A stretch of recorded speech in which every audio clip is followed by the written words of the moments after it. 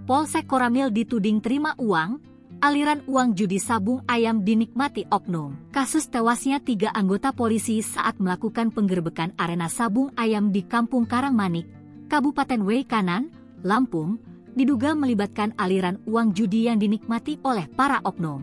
Hal itu ditegaskan langsung oleh Kapendam 2 Sriwijaya, Kolonel Infantri Eko Syahputra Siregar, di Palembang, Sumatera Selatan. Sudah 1 tahun loh, bagi-bagi duit, judi sabung ayam.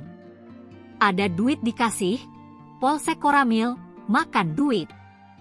Kalau pembagian, saya tidak tahu, ada yang menerima duit, dan ini beroperasi 1 tahun, kata Eko, Kamis, 20 Maret 2025. Eko menegaskan, bagi-bagi uang hasil judi sabung ayam itu didapatkan berdasarkan keterangan para saksi yang kini telah ditahan oleh Denpom.